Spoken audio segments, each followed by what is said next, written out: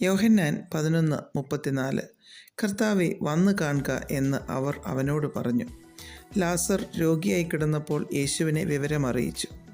യേശുവിന് ലാസറിൻ്റെ കുടുംബവുമായി നല്ല അടുത്ത ബന്ധമുണ്ടായിരുന്നതാണ്. എന്നിട്ടും യേശു കർത്താവ് വന്നത് ലാസർ മരിച്ചതിന് ശേഷമാണ്. നമ്മുടെ വിഷയങ്ങൾക്ക്, പ്രാർത്ഥനകൾക്ക് എപ്പോൾ കർത്താവ് ഇറങ്ങി വന്ന് വിടുവിക്കണമെന്നുള്ളത് നമ്മുടെ തീരുമാനത്തിലുള്ള കാര്യമല്ല. അത് ദൈവനിശ്ചയമാണ്. പക്ഷേ എപ്പോൾ ദൈവം വന്നാലും അത് മഹത്വമായി തീരും എന്നതാണ് സത്യം. മരണത്തിന് പരാജയം സമ്മതിക്കേണ്ടി വരും. പ്രാർത്ഥനയുടെ മറുപടി അത്ഭുതകരമായ രീതിയിൽ നമ്മുടെ മുൻപിൽ കർത്താവ് വരുത്തിത്തരും. ഇവിടെ യേശു കർത്താവ് ലാസറിനെ വച്ച ഇടം ചോദിച്ചപ്പോൾ, കർത്താവെ, വന്നു കാണുക എന്ന് അവർ പറയുന്നു.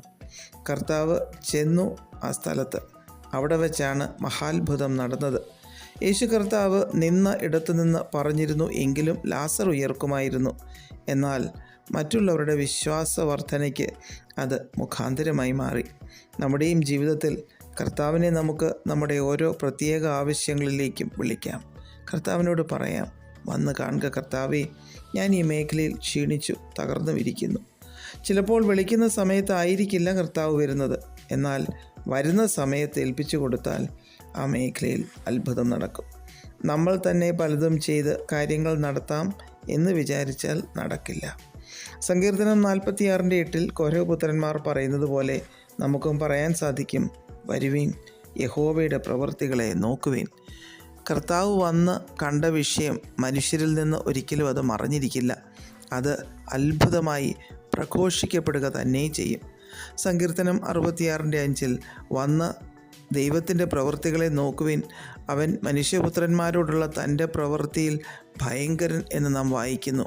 ഇങ്ങനെ നമുക്കും പറയുവാൻ സാധിക്കും, ഭയങ്കര അത്ഭുത പ്രവൃത്തികളെ, നന്മകളെ ചെയ്യുവാൻ ദൈവത്തിനെ കഴിയൂ. പിശാചിന് ഭയങ്കര തിന്മ ചെയ്യുവാൻ കഴിയും. അതുകൊണ്ട് തന്നെ ലോകം കാണേണ്ടത് കർത്താവിൻ്റെ വിസിറ്റേഷനാണ്, അല്ലാതെ പിശാചിൻ്റെ പ്രവൃത്തികളല്ല. മത്തായി 28:6 അവൻ കിടന്ന സ്ഥലം വന്നു കാൺമീൻ എന്ന് ദൂതന്മാർ സ്ത്രീകളോട് പറയുന്നു. കാണുവാൻ ചെന്നവർ അത്ഭുതപ്പെട്ടു, കാരണം യേശു അവിടെ ഇല്ലായിരുന്നു.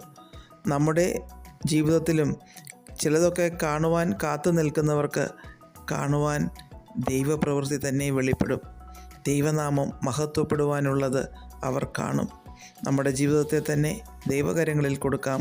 കർത്താവിനോട് പറയാം, വന്ന് കാണുക. പ്രാർത്ഥിക്കാം. പ്രിയ പിതാവേ, ഞങ്ങൾ ആയിരിക്കുന്നത് പോലെ അങ്ങ് വന്ന് ഞങ്ങളെ കാണണമേ. യേശു ക്രിസ്തുവിൻ്റെ നാമത്തിൽ ആമേൻ. God bless us all.